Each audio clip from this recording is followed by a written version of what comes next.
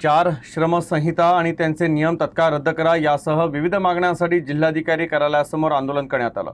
संघटित आणि असंघटित क्षेत्रातील कामगारांसाठी संघटना स्थापन करण्याचा अधिकार, नोंदणी आणि मान्यता अबाधित ठेवण्याची मागणी यावेळी करण्यात आली। आशा वर्कर्स आणि गटप्रवर्तकांच्या अनेक समस्या प्रलंबित असल्यामुळे त्यांनी आपल्या न्याय्य हक्कांसाठी आवाज उठवला आहे। याआधीही त्यांनी एक दिवसीय धरणे आंदोलन करून शासनाचं लक्ष वेधण्याचा प्रयत्न केला होता। आमच्या मागण्या रास्त असून त्या तातडीनं निकाली काढण्याची मागणी करण्यासाठी जिल्हाधिकारी कार्यालयासमोर संघटनेच्या वतीनं आंदोलन करण्यात आलं। या आंदोलनात जिल्ह्यातील सर्व योजना कर्मचारीही सहभागी झाले होते। आज CITUच्या देशव्यापी संपात अकोला जिल्ह्यातील सर्व योजना कर्मचारी सहभागी झाले आहेत।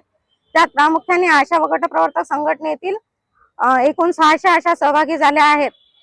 कामगारांविरुद्ध केलेले 4 काळे कायदे रद्द करा आणि शेतकऱ्यांचा जो माल आहे त्या मालाला हमी भाव मंजूर करून द्या आणि तसेच सर्व योजना कर्मचाऱ्यांना सामाजिक सुरक्षा, पेन्शन, ग्रॅज्युएटी, ESI हे सर्व सरकारी जे भत्ते आहेत ते सर्व लागू करावे आणि त्यांना शासन सेवेत सामावून घ्यावे।